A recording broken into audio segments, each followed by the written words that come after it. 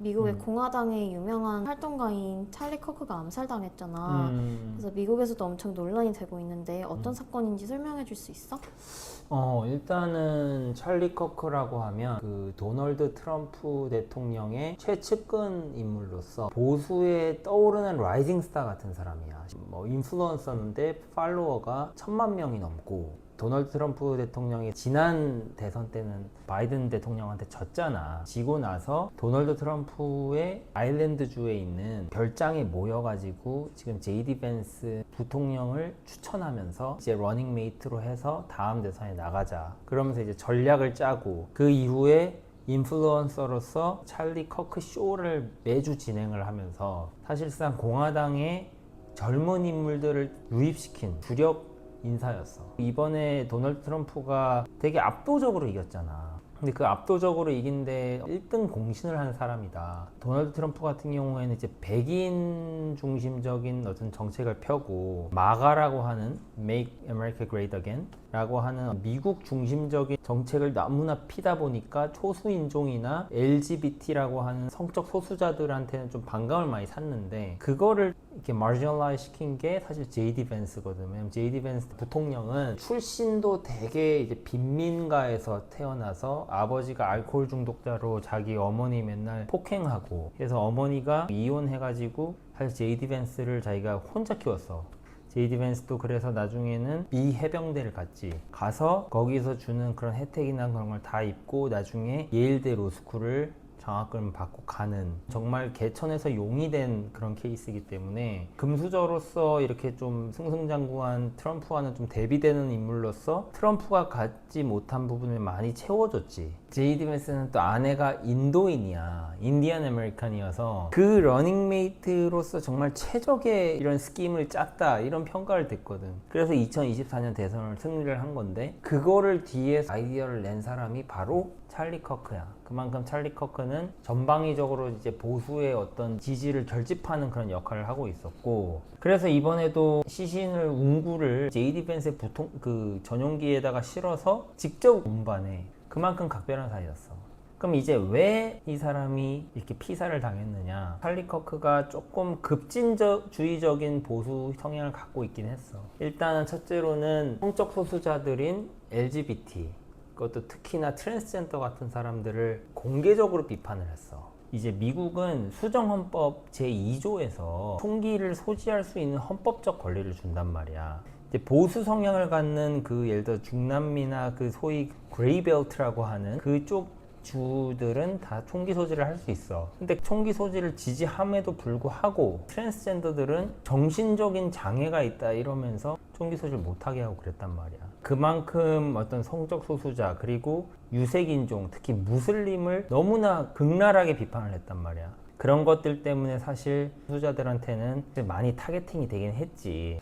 이제 유타 주립대 이 연설에서 이 사람을 이제 스나이핑한 그 용의자도 타일러 로빈슨이라 그래서 22세밖에 안 되는 일렉트리션이야. 유타 주립대를 이제 전액 장학금 받고 가서 공부하다가 이제 다 드롭아웃 하고 일렉트리션으로서 일하면서 급진주의적인 마인드를 갖고 있었던 사람이야. 지금 알려진 바에 따르면 연인도 트랜스젠더고 그러니까 어떻게 보면 성적 소수자들을 진짜 공개적으로 너무 극렬하게 비판하는 찰리 커크 같은 사람이 사실 눈에 가시였겠지. 근데 이제 자기가 다니던 유타 주립대에 연설을 온다고 하니까 스나이핑을 하기 위해서 자기가 원래 소지하고 있던 총을 가지고 약 180m 거리가 되는 곳에 지붕 위에 올라가서 딱 한 발을 쐈는데 명중을 한 거야, 목 쪽에. 나중에 그 발견된 총기를 보면은 거기 보면은 뭐 You fascist, we catch 뭐 이런 식의, 그 다음에 뭐 예를 들면 막 폭탄 설치하고 그런 게임을 평소에 즐겨 했는데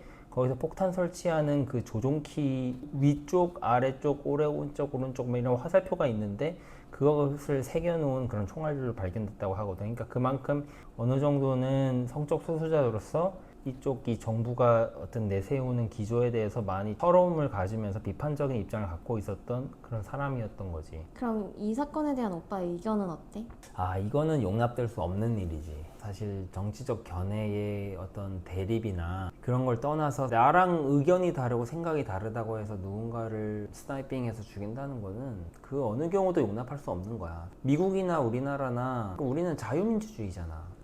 그럼 자유민주주의에서의 자유라는 게 뭐야? 거기서 가장 중요한 건 표현의 자유란 말이야. 내가 어떤 사상을 갖고 있고 어떤 생각을 갖고 있는지 그거에 대해서는 누구도 터치할 수가 없는 거야. 다만 그 생각을 내가 실제 행동으로 옮길 때 그때 비로소 남들의 권리를 침해하지 않고 나의 의무를 다하고 국가나 어떤 법체계 이런 것을 다 준수하는 그 의무가 부여되는 거지. 내가 어떤 생각을 갖고 어떤 얘기를 하는지는 그 표현의 자유가 좀 폭넓게 인정이 돼야 된단 말이야. 지금 트럼프 같은 경우도 어떻게 보면은 굉장히 급진주의적인 정책을 펴고 있는 건 사실이기 때문에 성적 소수자들이 설 자리가 없었겠지. 하지만 다시 이거를 내 권리를 회복하고 싶다면 그거는 말에 대해서는 말로 이겨야 되는 거야. 논리로 이겨야 되는 거고 그 사람만큼 영향력이 있는 사람에게 의탁을 하거나 아니면 본인이 그만큼 영향력을 키워서 그 사람에게 말과 논리로서 승부를 걸었어야 되는 거지. 그리고 만약에 현재 상태로는 조금 이게 쉽지 않겠다 싶으면은 자신의 때를 기다려야 되는 거지.